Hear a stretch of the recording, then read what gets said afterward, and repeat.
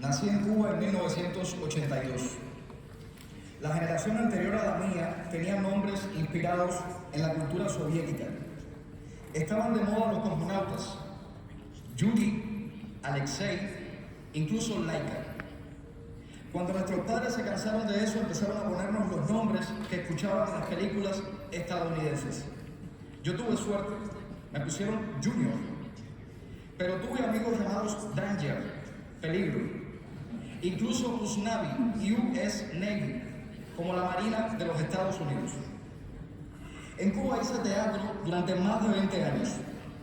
Primero eran comedias inofensivas, pero cuando buscas representar en serio la realidad de un país como Cuba, es imposible evitar que las obras de teatro sean teatro del absurdo o teatro político.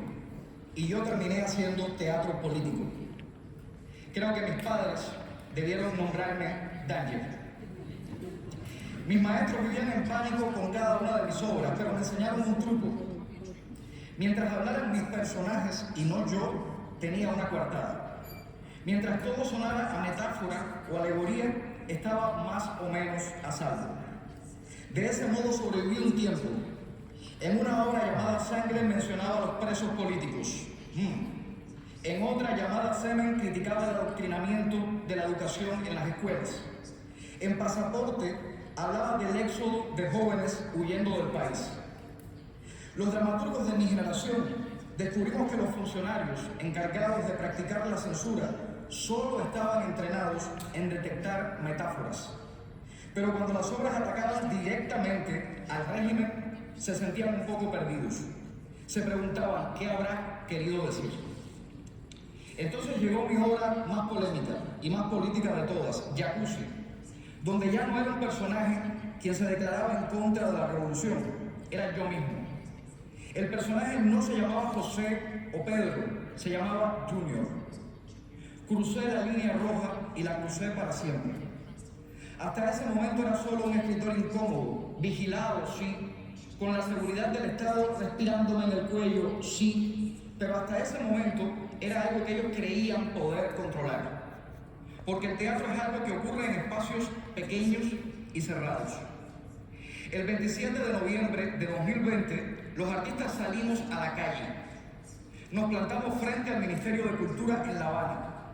Era algo que nunca había pasado en Cuba de esa forma. Exigimos la libertad de otros artistas jóvenes que estaban detenidos, los muchachos del movimiento San Isidro.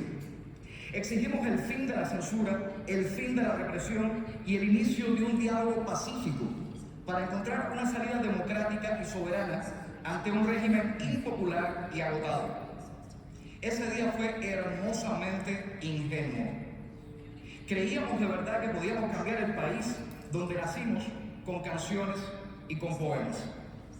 El régimen nos trató como si fuéramos peor que una pandemia. A mí me acusaron de ser agentes de la CIA. El régimen cubano no suele ser muy original.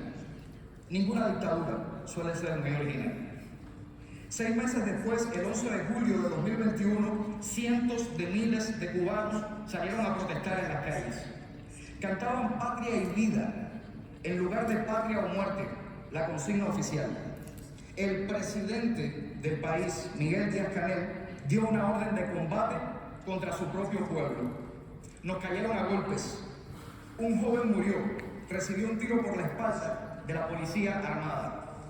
A mis amigos y a mí nos lanzaron a un camión de basura y nos llevaron a la cárcel. Las cámaras de la agencia F grabaron ese momento. Por eso fuimos liberados al día siguiente, pero cientos de jóvenes quedaron presos. Algunos recibieron condenas de hasta 20 años de cárcel. Al salir de prisión creamos una plataforma en Facebook, Archipiélago.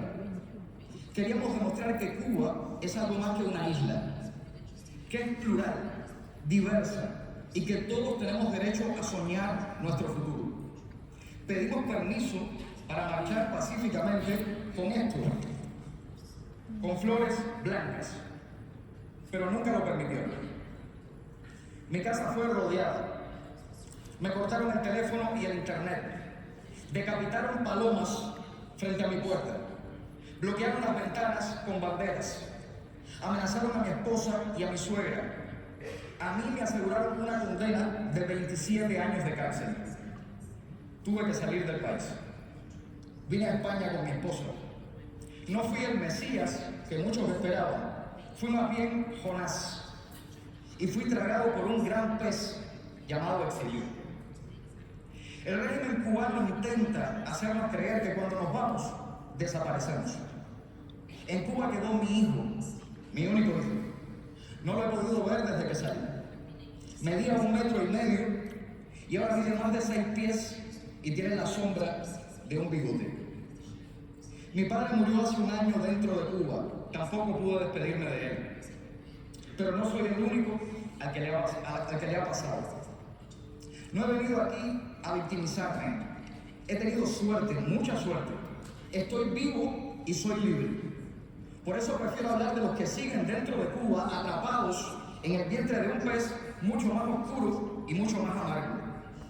Hace pocos días, 2 jóvenes en Holguín, la ciudad donde yo nací, fueron detenidos.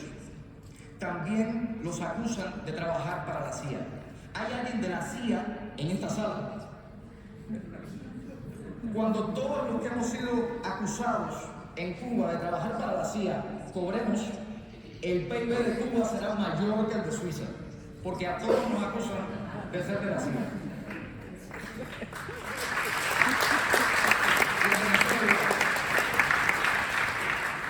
Estos jóvenes que están presos en Cuba se llaman Ernesto y Camilo.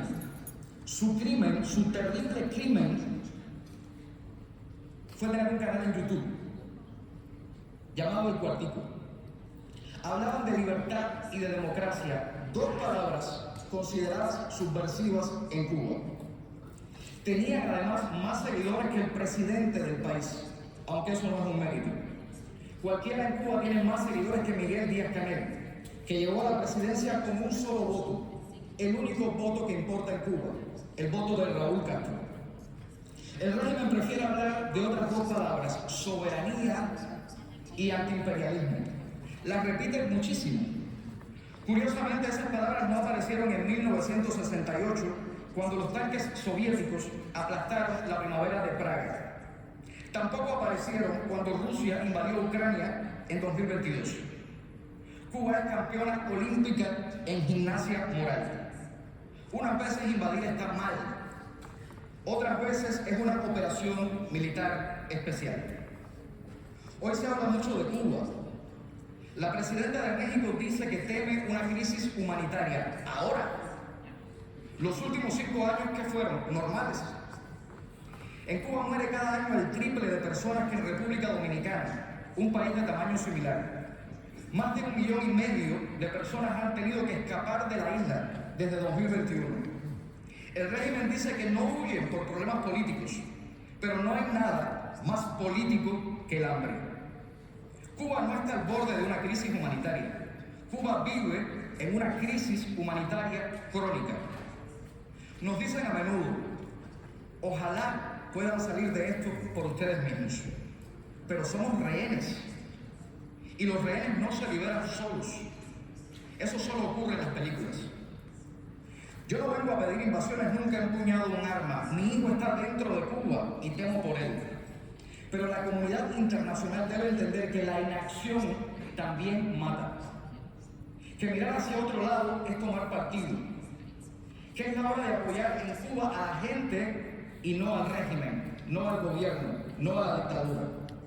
Y la gente está gritando por un cambio. Cuando hablo con mis amigos dentro de Cuba, muchos me dicen, tenemos miedo, sí, miedo a que todo siga igual. Porque creemos que lo peor que podría pasarnos es que no pase nada. Porque si esa dictadura sigue en el poder 3, 4, 5 años más, tal vez ya no quede nada que salvar. Y cuando alguien pregunte en un foro como este, ¿quién hizo algo?, el silencio también contará como respuesta.